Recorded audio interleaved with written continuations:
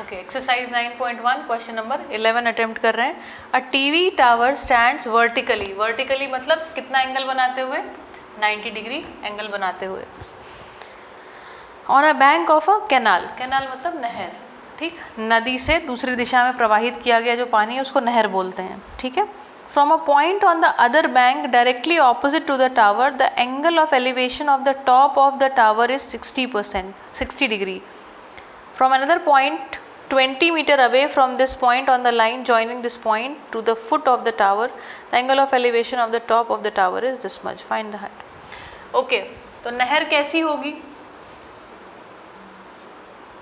मान लो यहाँ पर ये नहर है, ठीक, यहाँ पे पानी बह रहा है और इसके एक किसी जगह पर, इसके बिल्कुल है ना, बैंक ऑफ अ कैनाल पे एक हमारे पास ये टावर खड़ा हुआ है। टावर थोड़ा छोटा कर लेते हैं। From a point on the other bank directly opposite, इसके ठीक ऑपोजिट, ठीक ऑपोजिट मतलब इस तरीके से ठीक opposite, the angle of elevation of the top of the tower is 60 degree, है ना। एंगल ऑफ एलिवेशन मतलब ऊपर की तरफ देख रहा है। ये एंगल कितना दिया है, 60 डिग्री। From another point 20 मीटर away from this point, एक दूसरा पॉइंट यहाँ से कितनी दूर, चलो अब यहाँ से वॉक करके पहुँचे, कितनी दूर पहुँचे, 20 मीटर यहाँ से लेकर के यहाँ तक पहुँचे, और कह रहे हैं इस पॉइंट से line joining this point to the foot of the tower, अच्छा, from another point 20 metre away from this point on the line joining this point to the foot of the tower, the angle of elevation of the top of the tower is 30 degree. इस point से कह रहे हैं कि जब हम ऊपर यहाँ पर देख रहे हैं तो कितना एंगल बन रहा है, 30 डिग्री. कठिन तो नहीं लग रहा होगा एनी मोर, ठीक. Find the height of the tower and the width of the canal. जो नहर है उसकी चौड़ाई ये रही x और हाइट ऑफ द टावर को मान लिया h. A, B और C एंड D किया जाए. चलिए बोलो, अब आप बोलो कि क्या करें. पाकिस्तान, हिंदुस्तान. इनकी और इनकी ही बात चल रही है, ठीक है. इसमें तो इधर तो कुछ ना निकालना है ना कुछ दिया है, तो कौन सा लगाया जाए रेशियो.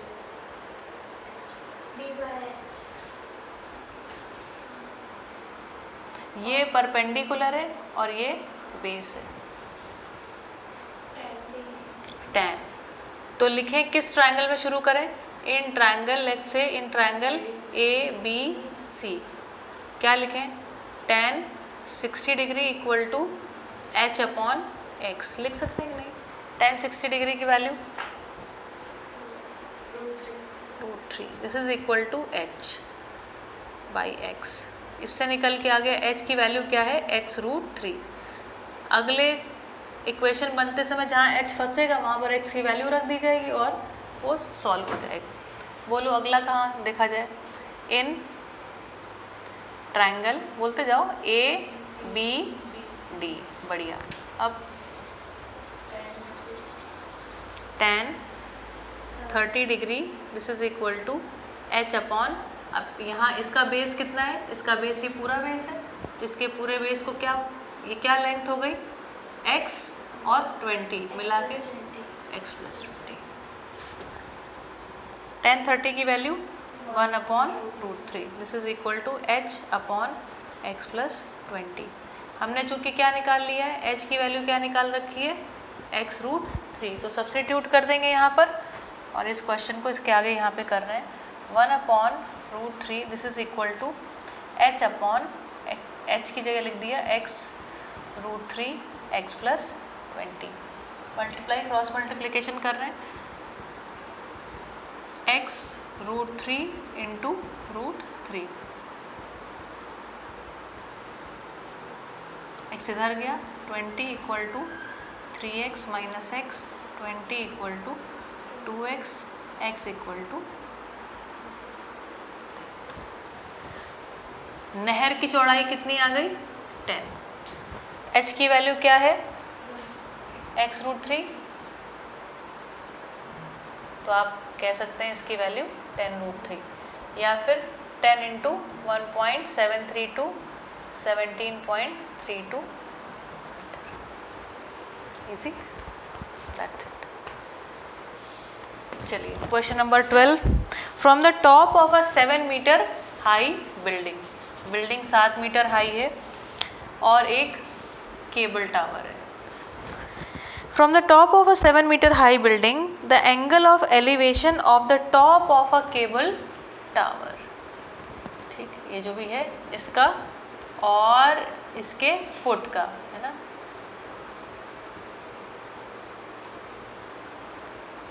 ठीक, क्या बता रहे हैं, क्या एंगल है from the top of a 7 metre high building. अब कैसे हम देखेंगे, तो एंगल ऑफ एलिवेशन ऐसे हॉरिजॉन्टल लाइन से देखते हैं, ध्यान दीजिएगा, है ना। तो ये एंगल कितना बताया? 60 डिग्री। ठीक, और ये वाला एंगल कितना बताया? 45 डिग्री। अब देखो ये हमारे पास एक रेक्टेंगल है, तो ये 45 है, तो ये वाला एंगल भी कितना बन गया? 45 डिग्री। इसलिए एंगल ऑफ डिप्रेशन यहाँ से देखते हैं तो सीधा यहाँ पे 45 डिग्री लिख दिया जाता है। चलो, ये 7 मीटर है, निकालना क्या है? Determine the height of the tower. इसकी हाइट कितनी है ये बताओ, ये भी पता नहीं है, है ना। चलो निकाला जाए, ए बी सी डी, इसको मान लो x। अगर ये वाली बी सी यहाँ से x है तो ए डी भी कितनी हो जाएगी अपने आप? x। ये वाली हाइट पता लग जाए और उसमें 7 जोड़ दो तो अपने आप निकल आएगा। ठीक, मान लेते हैं, है ना, क्या मान लें, ये तो 7 है ही, इसको मान लो ये A B C D P, ठीक है, इसको मान लो h। Let P D equal to h, P D को हमने h मान लिया, और तो हाइट ऑफ द टावर कितनी हो जाएगी? ये ध्यान रखिएगा, इसको कोई कोई लोग उल्टा भी करते हैं, इस पूरे को h मान लेते हैं, तो ये 7 है तो ये बची वाली h-7 हो जाती है। ऐसा भी कर सकते हैं, ऐसा करना है, ऐसे आपकी टीचर ऐसे ही कराएंगी, ऐसे करते हैं। चलो इसको नहीं मान, इसको करने से थोड़ा सरल हो जाता है ये असल में। ठीक है, इस पूरे को h मान लो। Let the height of the tower be h। ठीक, तो पी डी इक्वल टू कितना हो गया? h-7 हुआ। समझ में आया कैसे? क्योंकि C D is equal to, because C D is equal to 7 and A B is equal to C D. A B is equal to C D is equal to, A B is equal to C D से ही ऐसा हुआ है। ठीक है, इतना ही लिखना पर्याप्त है। चलो अब लगाएं, शुरू करें। सो इन ट्रायंगल, पहले इस ट्रायंगल में देख रहे हैं, triangle A B C, tan 45 degree equal to 7 upon x। tan 45 की value 1, x equal to 7, x equal to क्या निकल के आ गया? 7। अब in triangle A P D में, in triangle A P D, tan 60 degree equal to P D upon A D, है ना। This is equal to, P D की वैल्यू क्या है? h-7, ए डी की वैल्यू क्या है? x, जो कि 7 है। ठीक है, tan 60 की value √3, this is equal to h-7 upon 7, 7 √3, this is equal to h-7, h is equal to 7 √3 plus 7, h is equal to 7 bracket के अंदर 1 प्लस √3। सॉल्व करना हो तो आगे सॉल्व कर सकते हैं, √3 की वैल्यू निकाल के। आ गई h की वैल्यू, खत्म। h was the height, that's it। 13, as observed from the top of a 75 meter high lighthouse। lighthouse पता है कहाँ होते हैं? कहाँ होते हैं? हम जैसे समुद्र टाइप एरिया रहता है तो समुद्र के किनारे, है अरे वाह, बहुत बढ़िया, बिल्कुल सही बात। तो ये लाइट हाउस जो है काफ़ी ऊंचा बना हुआ है, हमारे मांडवी में भी लाइट हाउस है ना। यहाँ से कह रहे हैं ये कितने मीटर का है, 75 metre from the sea level, है ना। और ये सी है नीचे, यहाँ पर ये सी है, ठीक है। ये पानी पानी पानी सब है, ठीक है। चलो, the angles of depression of two ships are 30 degree and 45 degree. मतलब शिप कहाँ पर है, कहीं पानी में शिप है और दो हैं, एक नहीं है, दो हैं। एक शिप जो है उसका एंगल ऑफ डिप्रेशन क्या है, 30 डिग्री, ठीक है। बढ़िया शिप बना लो, अपना नाव बनी ज़्यादा से ज़्यादा, ठीक है।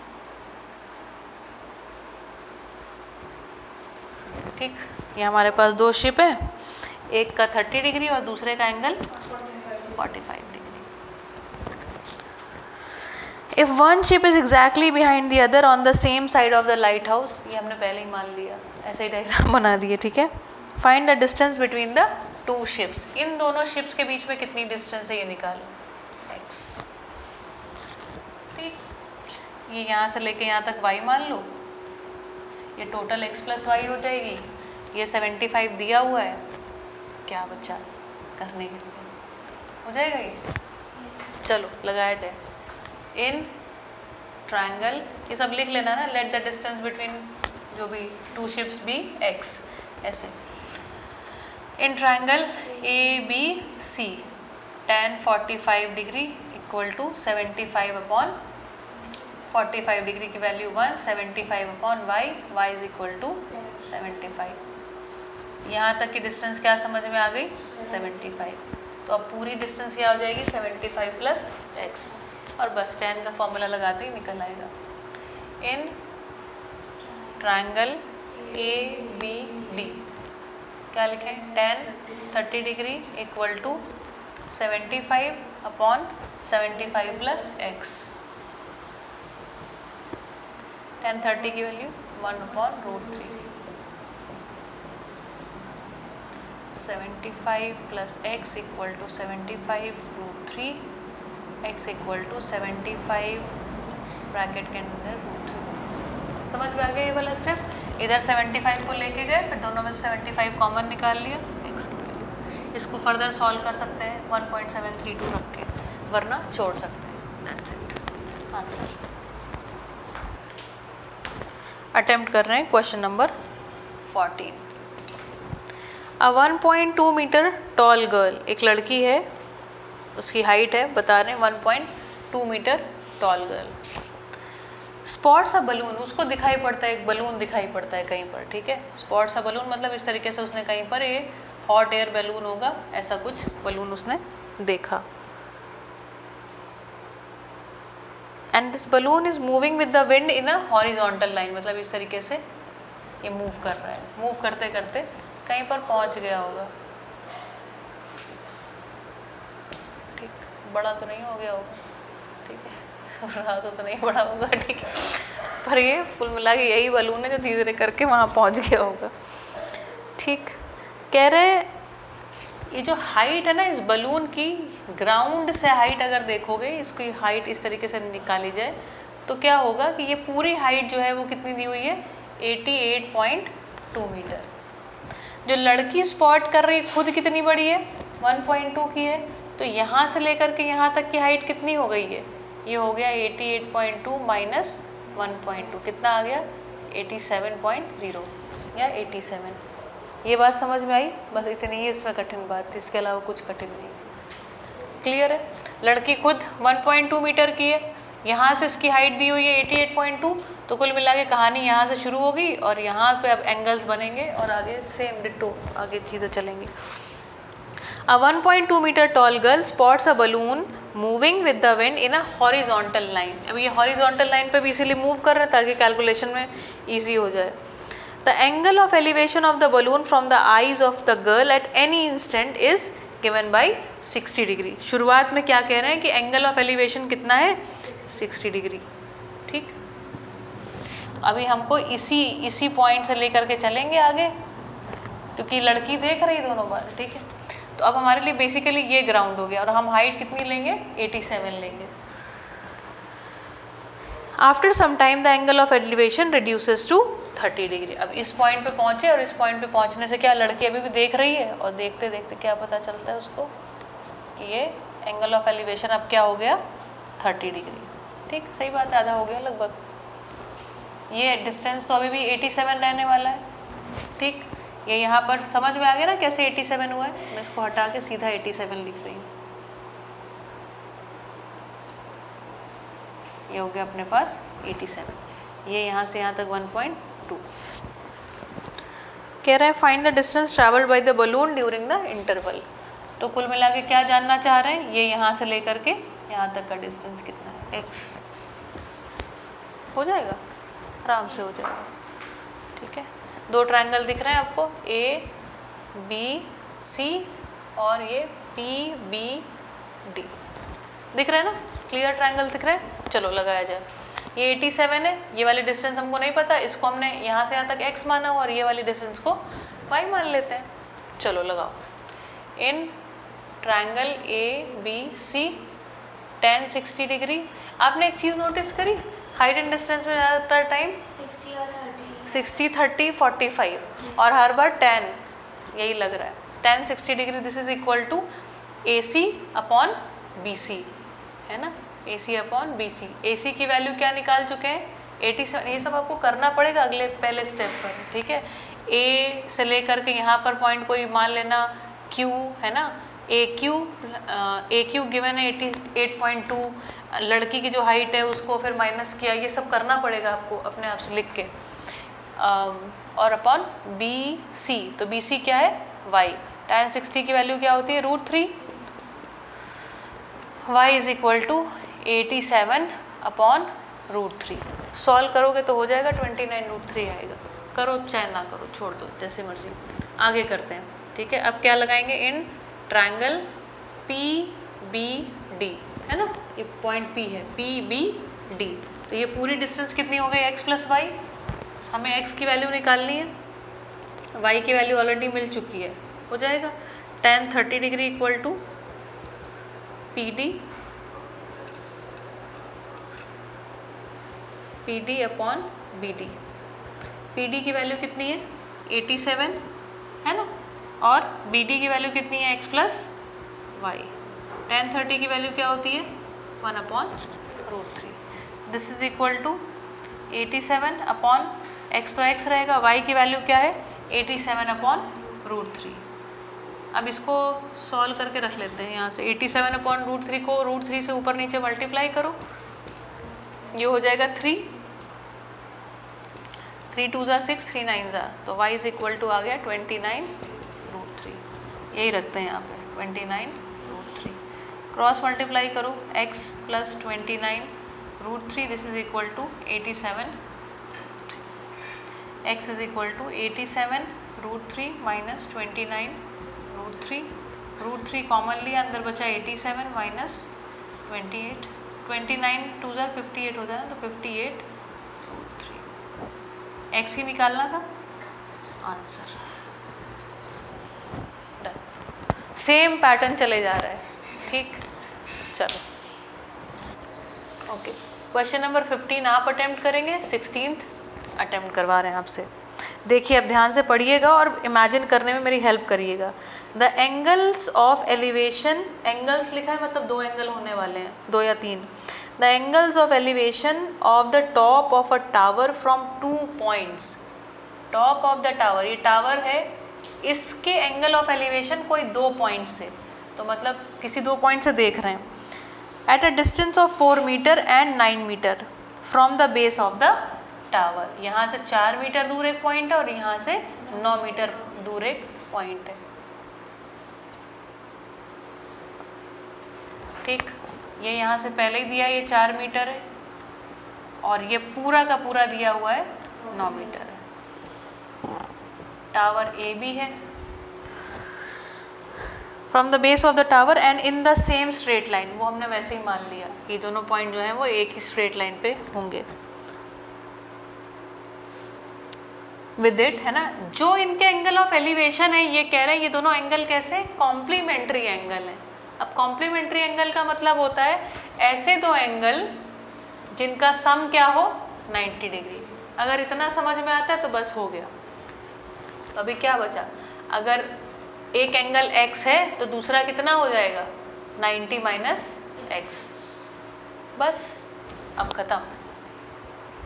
फिर कह रहे हैं कॉम्प्लीमेंट्री है, prove that the height of the tower is 6 metre. Height of the tower, to prove that, क्या प्रूव करना है, to prove that A B equal to 6 metre, ये प्रूव करना है। चलो प्रूव किया जाए। कैसे प्रूव करें, मान लेते हैं कि ए बी की हाइट क्या है h है, h इक्वल टू अगर 6 निकल आया तो ठीक है। अब भैया सोचना पड़ेगा कैसे किया जाए, बताओ कैसे करें। A B C D in triangle A C B, tan 90 minus x, tan 90 degree minus x, this is equal to h upon 4। tan 90 minus theta equal to cot theta, नहीं, इसको लिख सकते हैं cot x equal to h by 4। इसको लिख सकते हैं 1 upon tan x equal to h by 4। इसको लिख सकते हैं tan x equal to 4 by h। ये समझ में आया, ये है स्टार पॉइंट। यही अगर दिमाग में नहीं आया तो फिर ये आगे नहीं बढ़ता। अगला देखो, इन ट्रायंगल, अब दूसरा ट्रायंगल कौन सा होगा, A D B, in triangle A D B, tan x equal to h upon 9, होगा कि नहीं होगा, होगा। ये भी tan x है, ये भी tan x है, can we compare both, yes, 1 and 2 on comparing 1 and 2।